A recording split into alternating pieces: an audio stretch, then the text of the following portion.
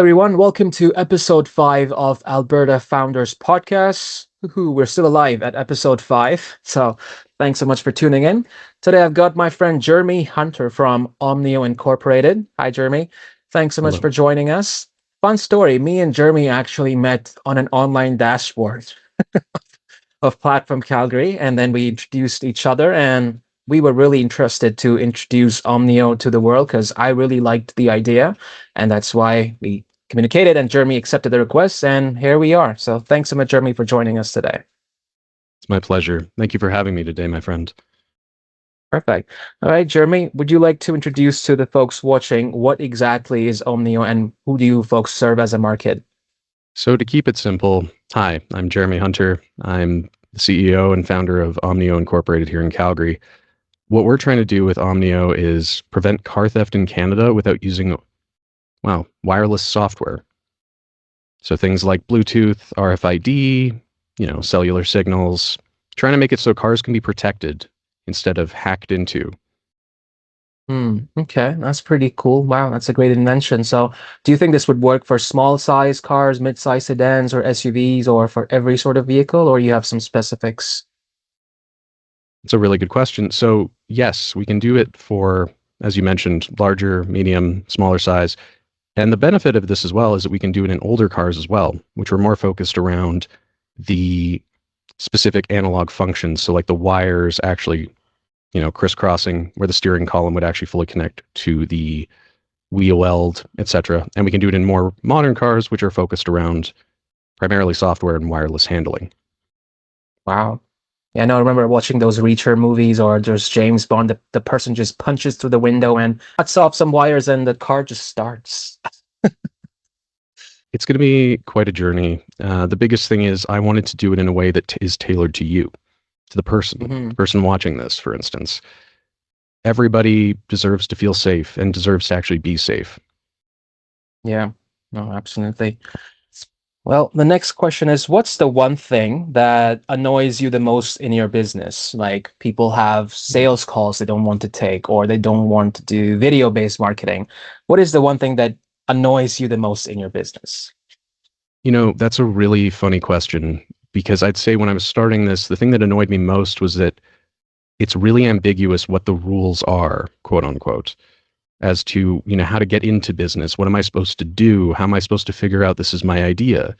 There are resources out there, but I think the thing that annoyed me most was that it's almost like a test to even see if you're allowed to enter the business world, but there's no written rules. There's just lots of information, and a lot of it can be very contrived, you could say, very misleading, very challenging to work with. So I think in my mind, it would be that getting into business is hard, and there's a lot of references out there, and it's really hard to tell what's what. Like there's mostly generic information. There's no specifics of what people should look like. Okay. Yeah, I'd say Yeah. so. No, that's because every business is different. You have to understand who your market is, who your ICP and ideal customer basically is, and cater towards that. Well, absolutely. Exactly. Okay. Well, the next one is which specific problem that you have right now you would want to magically disappear one day? Poof, it's gone, and you don't have that anymore. That's a really good question. I'd say the thing that I'd really like to have magically disappear would probably be, it's hard to say. I think the most realistic thing I could go for is that I really enjoy a lot of the things about this world. I think, again, kind of related to the first thing that was annoying, I wish that it was easier to enter the world of business in a sense of having access to the right materials, knowing who you can trust right off the bat, knowing what you can say, can't say, not just feeling like you stumbled into the dragon's den, per se. Not just Yeah. feeling like all of a sudden there's a lot of wolves around me. That's kind of terrifying. And also knowing that if something comes up to you, is it actually a wolf or is it a sheep? Like, how can you always tell? And trust is a hard thing to learn here, I think. And I wish that it was more easily acceptable, or accepted, I should say. And it was more acceptable to actually have essentially guaranteed resources that were kind of like documented, that were actually reliable. But as you said, like you mentioned, the world of business is always changing, and my circumstances are different than yours, than anybody else's who've ever started anything. Hmm. So it takes time. Yeah. Yeah. And I like the trusting that you mentioned is hard to trust if it's a wolf or a sheep. I really like that line because people try to pump up themselves sometimes. I'm like, oh, I've been a da da da da da, and I've been a 4-time founder, a 5-time founder. I'm like, good. And then you don't know all the 5 times they got bankrupted or something happened, or they, you don't know the whole story, but they use that as a preposterous method to, hey, I know more than you, so you better listen to me. And you're like, yes, sir. So, yeah, I think that that's is, you added to it brilliantly there, because something I'd like to add to what you said is that, let's say you do find somebody who seems authentic and trusting and you've been burned once or twice before. I wish that in some ways you didn't have to get burned to learn the lesson, especially in mm-hmm, business, to learn that there is going to be somebody who tries to take advantage of you, whether through shares or trying to get parts of your company, or learns about your idea before you have IP protection and decimates you from behind you and steals it. There's so mm-hmm, many things that make business seem unappealing in that way. And I think on the flip side for me, it's that I'm realizing that people and their names matter. So just like how you've got the podcast itself, I think it matters that people understand that we each have a story. yeah, And I'm glad that there are people out there who will give advice for free. Knowing how to siphon what's right and what's wrong, that's a task I kind of wish we could do without. yeah. I think we'll get there eventually. But yeah, that is a huge problem that I had myself with trusting. I'm like, is that the right guy, or he wants something from me? Like, what's behind that curtain? Like, what's going on here? So, absolutely. Okay, well, the next question is, as a founder, do you have a shiny object syndrome, which is like, hey, I want to start something new today, and then the new thing 2 days later, and then the new days 3 days after that? And if you have that, how do you resolve it? And what do you do to decide on what to do? Regarding the shiny object syndrome, you called it, Yeah. I definitely do. I definitely get in over my head with just ideas on the fly. I think one even recently that came to mind was thinking, oh, I wish my shoelaces would be easier to tie in the morning. Wish there was a way to make sure they always came untied, or, you know, um, even recently, just small things. I wish it was easier to help people. Like, saw 2 people fall in the street recently, and I wish I could have gotten there faster. And Hmm. so I'm thinking about things that could help, maybe, or like ways to adapt lifestyles, maybe a thing to attach to canes, or just ideas that, oh, how can I make this better? Oh, how can I do this? You look at, I believe it was Doug, is the dog's name in the movie Up. Hmm. Squirrel? Yes. And That oh, that's the one. That is the as, shiny object syndrome. Yeah. and how I actually work with that is I realize even what I worded right there, I work with it. I allow it to exist. I'm not trying to tell it, no, you can't exist, you can't come out idea. No, no, no. It's a cool idea. So I'll either write it down, or I'll, put it into speech to text on my phone, or I'll tell somebody about it to give it its own closure, you could say. Well, that's good because ideas is how we actually manifest bigger ideas and actually get processes and everything around that. If we don't think, how are we going to move ahead? it's Right. it's not And really, yeah. that's how I actually, to add to that as well, what you said, I try to do it in a way of, let's say I hear something. Okay, I heard one recently about a guy who's trying to sell his business. And he said, oh, if you can help me sell it, I will, throw you a commission, because he's basically saying, it can't be done. What I Hmm. like to do is meet people, and I meet them in coincidental ways, like how we met on the forum on Platform Calgary. And I told him, well, tell you what, I'll go ask people. And just today, actually, I had the person who I reached out to, and I said, tell you what, if you can find me somebody who I can send to them, let's split the commission together, 50-50. Why not? Wow. And so they found somebody, and they sent me an email this morning saying, oh, yeah, we closed the loop. The 2 people are connected now. So if it does sell, me and the other person get the commission. And it was taking the shiny object syndrome and applying it to somebody who could use it, keeping in mind Hmm. what other people need. I heard that this guy needed to sell his business, and I thought, I know somebody who also happens to know a lot about businesses. So I asked her, and she said, yeah, I actually might know somebody who might be interested in that. So if shiny object syndrome is something like a physical orb, let's say, Mm-hmm. you can only carry so many of those at a time. And I find the reason we do is because we're afraid of forgetting them. So give them Mm-hmm. permanence, give them closure, give them to somebody, I think is the way I would answer that. Well, absolutely. That is correct. Now, moving on to the next one. What's the most mentally exhausting part of your business that you know about, the struggling, the grind at 3 a.m., 2 a.m. that you know about, but no one actually sees? There's technically two answers to this. And the first is that people assume I am an extrovert in the sense of being super social with everybody. Firstly, extroversion and introversion aren't actually about, as far as I'm aware, about how social you are. They're about how you recharge after a long day. Mm-hmm. And so let's assume that I do recharge from people. I don't. Not as much as people think. When I get home, I like to shut the doors, turn off the lights, and curl up into fetal position. And I'm kind of not kidding when I say that.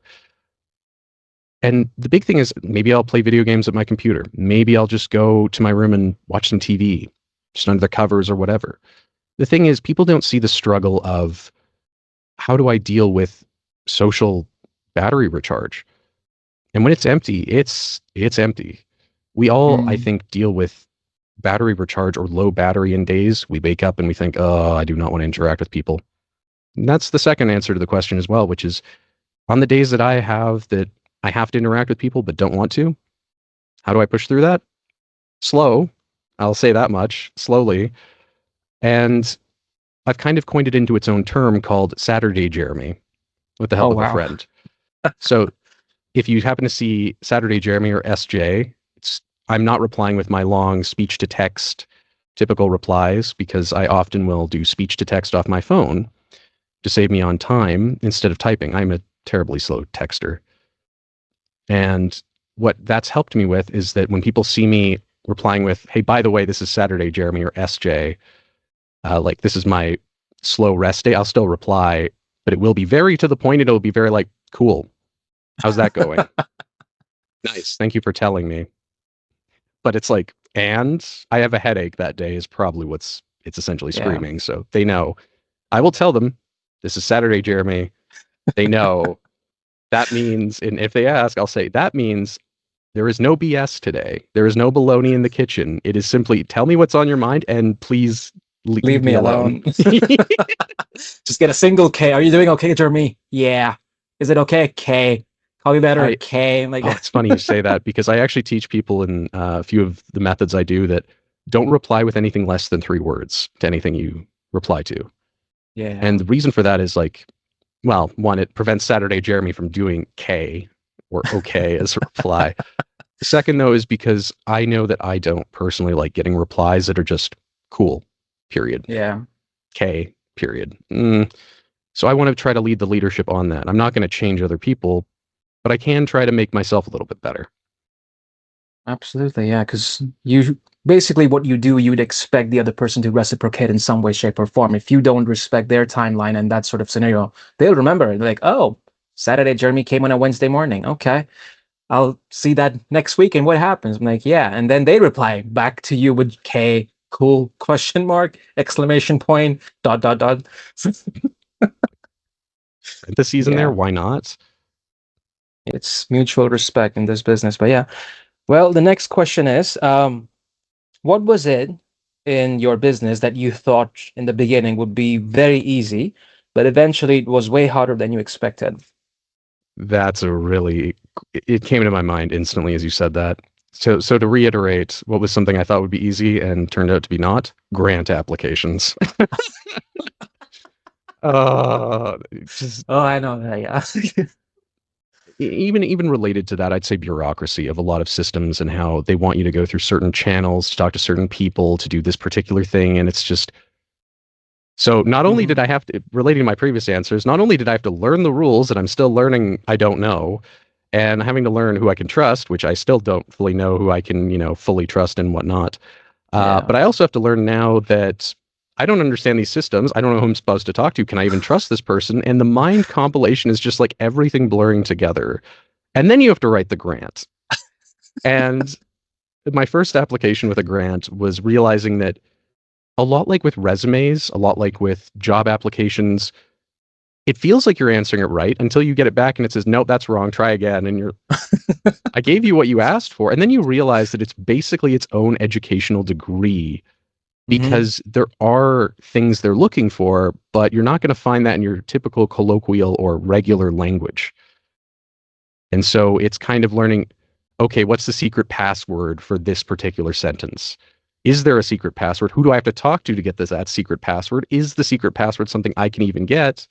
And then finding out months later that, nope, I still don't know it. Oh, that one's Yeah. expired. Never mind. And you try again 6 months later. Well, being a gamer myself, it's like looking up codes for any game. You look up product codes, promo codes, discount codes, or special, Yeah. exclusive things. Nope, that's expired. You just said it was working. No, you put it in wrong. Yeah. What do you want from me? Is how you would feel in those kinds of situations. I And have it's been through so that before. That is a very true statement that you just made. Yeah, absolutely. Well, moving along.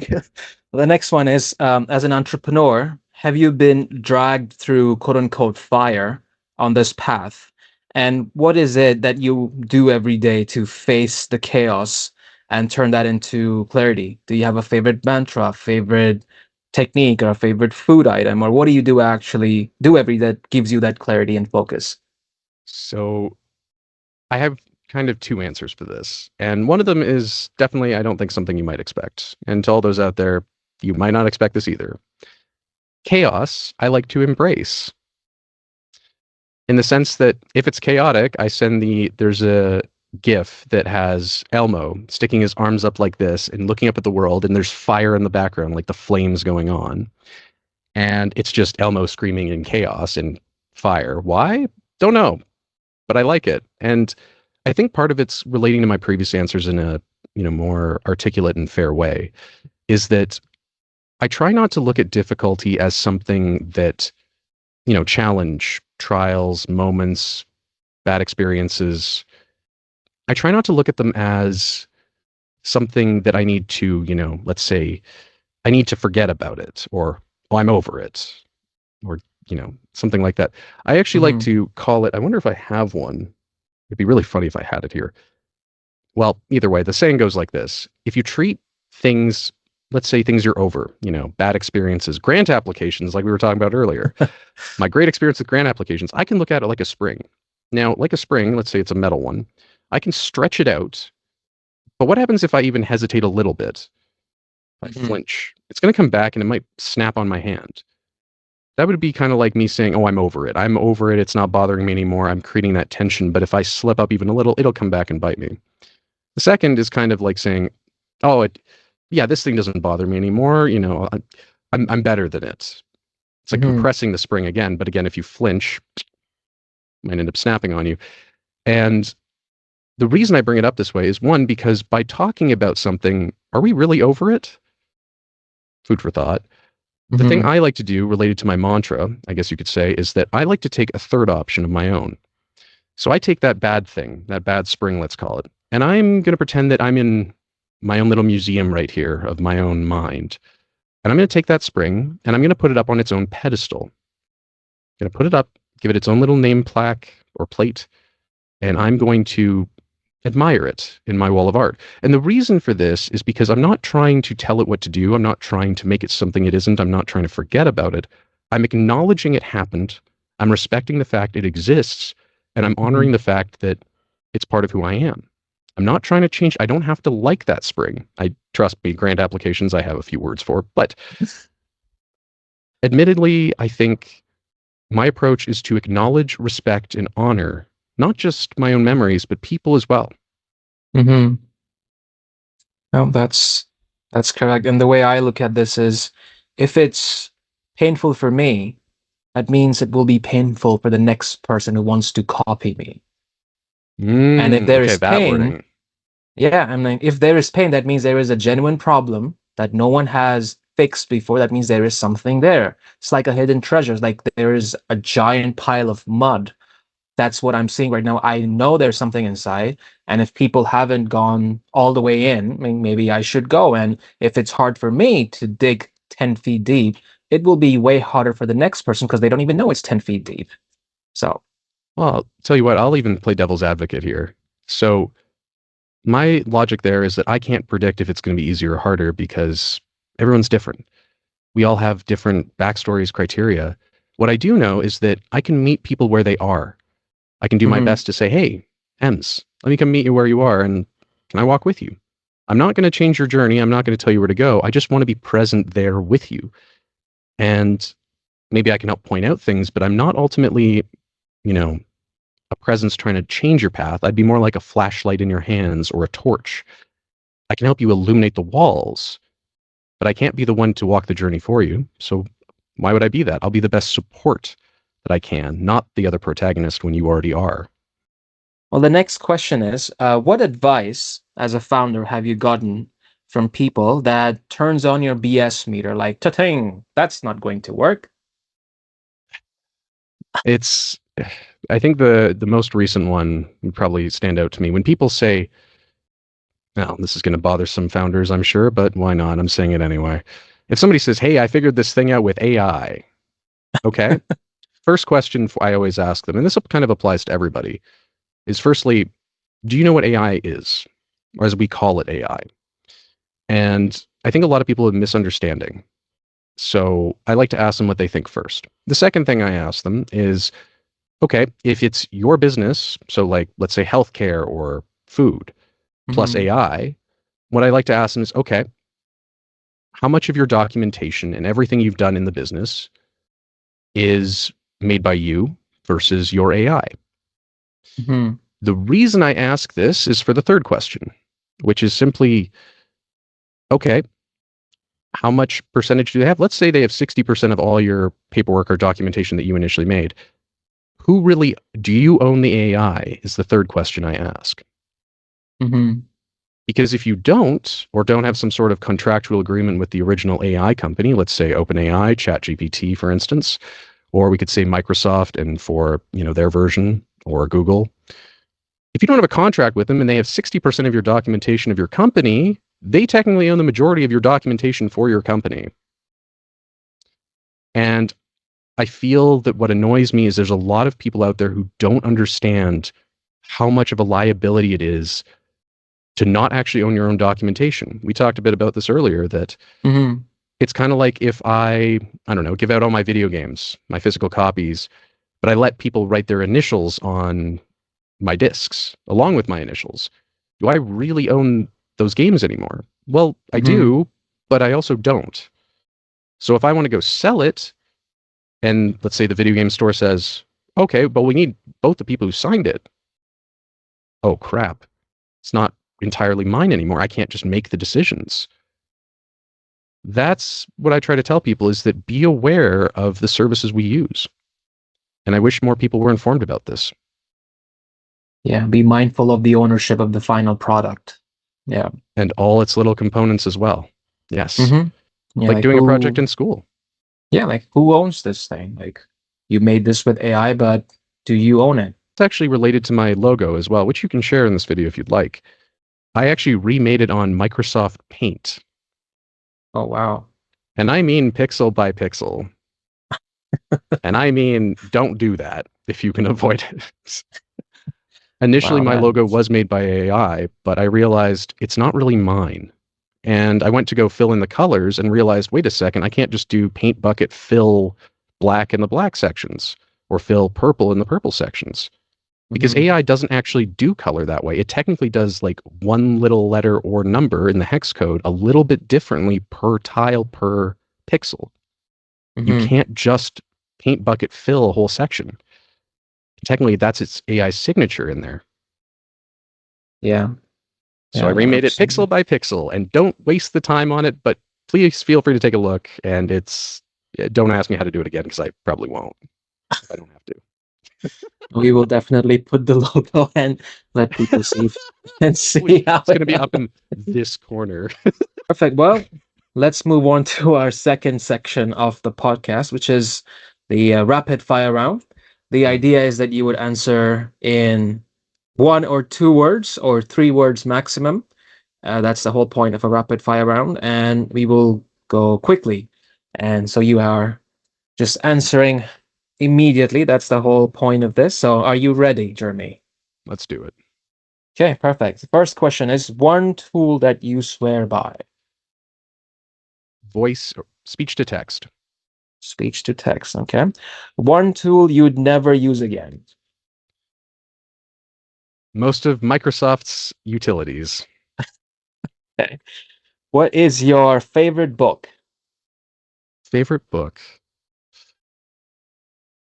That one I'm going to have. There is a book, although I will have to censor its name. Uh, How to Not Give a Fart in this case. The fart can be interchanged. Please do not, assume that I'm saying something else. Okay. What is your favorite food? Favorite food would have to be Thai if it's cuisine style. Otherwise, nachos. Nice. Okay. What metrics do you check the most in your business? Uh, I check to make sure that I've talked to the people I need to. So I check social media. Social media. Okay. Wonderful. One thing that has saved you more than once in your business. My friends and my team. Nice. Okay. Perfect. Well, that was the end of the rapid fire round. So thanks so much for doing that, Jeremy. To the first time student and I mean first time founders and early students in high school or universities or first year students or second year students watching this podcast, they want to do something with their business. They have lots of ideas. They don't know what to do, where to start. They just learned about white coding or they just saw some TikTok and they saw the private jets, they saw the Lamborghinis, and they're very motivated to start. And they just happen to see me and you for the first time. What advice would you give to them? What should they look out for when they're starting this journey? Great question. So, firstly, I'll address the audience in that way then. So, firstly, go for it. Do it anyway. And the reason I say this is because that's part of the fun. And it doesn't have to be perfect. If you're enjoying the process, do that. The other part I would add as well, I think I started off actually with my first business idea back in university, which is going to date me on my age a bit. Currently 33, and that was back in 2011 or 2012. So that was like 13 years ago. Anyway, why I bring this up is because it showed me that ideas matter. And having the right people you can talk about them with, especially if they're people you enjoy talking with them with, is what makes it fun. If you do want to go into a professional setting with a business idea, I think my biggest tip would be before you get hooked on the solution, find out if you love the problem. When I say Mm-hmm. that, what I mean is, oh, like what I talked about earlier. I wish my shoelaces wouldn't have to be tied in the morning. I wish I could help people not fall on the street. It can be something simple like that. It doesn't have to be world hunger or solving homelessness. It doesn't have to be right now. It could be later.